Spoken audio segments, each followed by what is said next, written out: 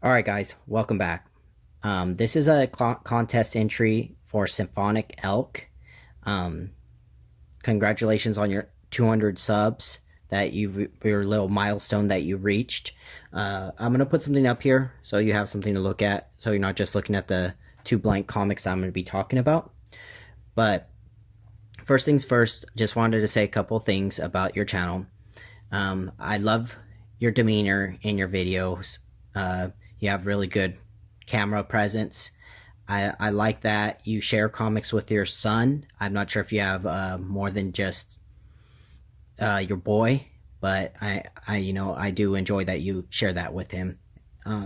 Also, I love that on your channel you do a lot of spec play, a lot of first appearances, significance of comics, going over artists, just everything about the channel is really nice.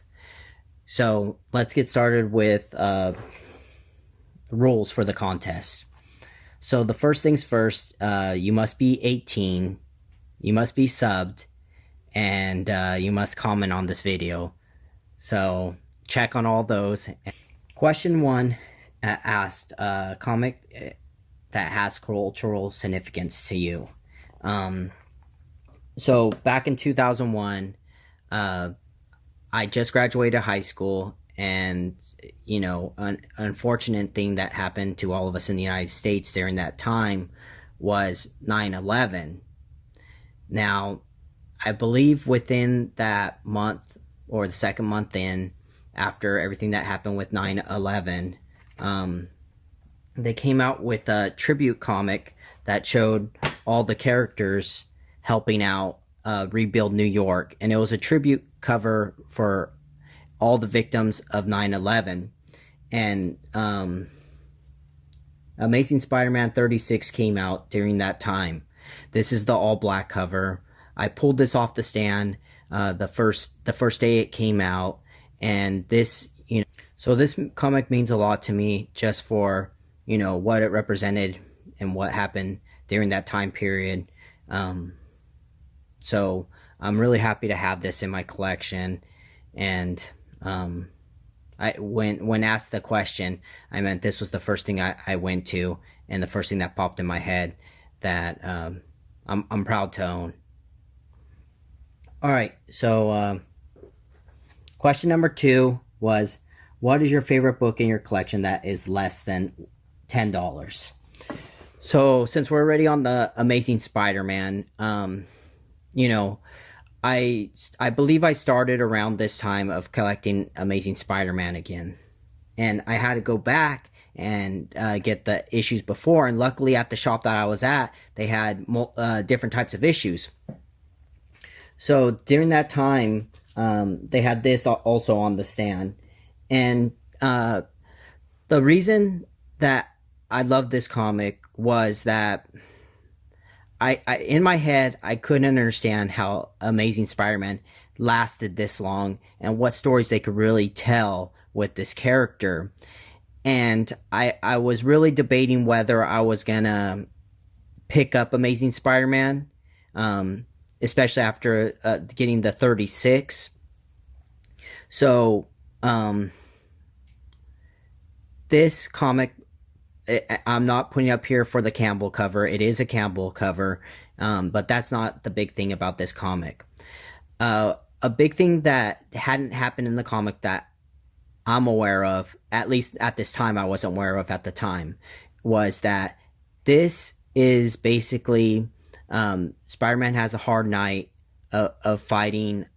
I believe it's Morlock, one of those characters, and he comes back and he's just beat, and he's so tired he falls asleep with his costume on.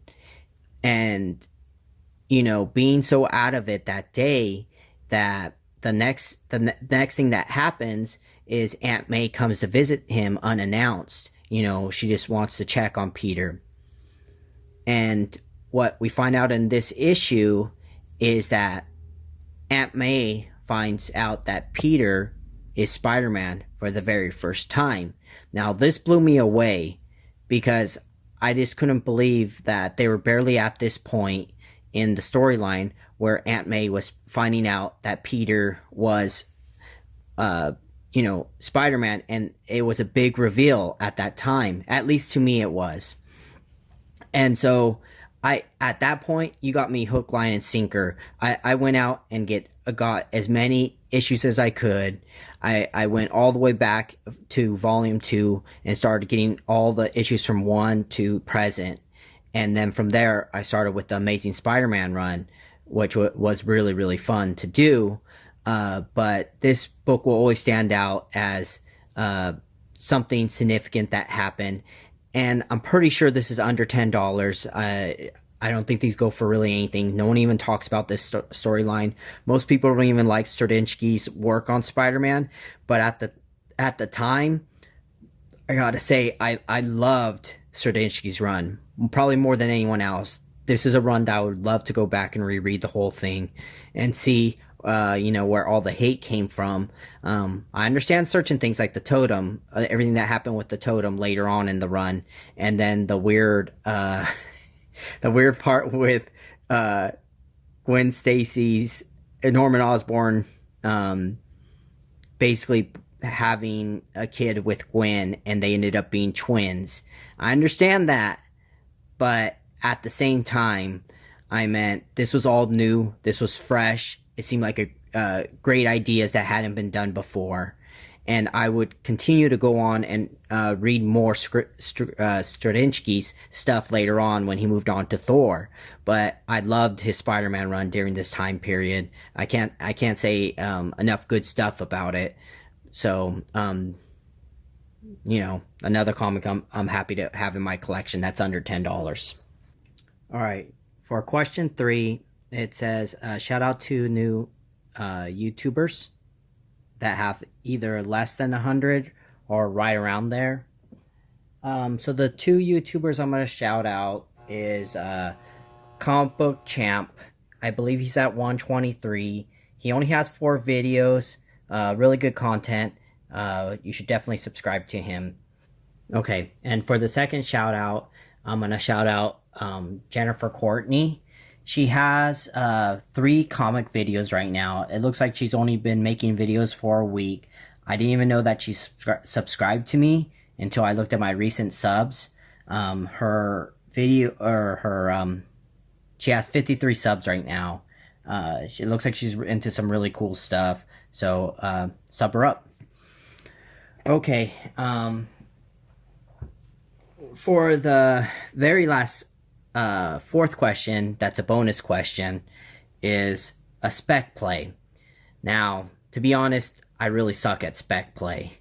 Most of the time I just get really lucky. I happen to be buying the comics that tend to go up in value because I follow good writers, or that's where I usually go with things.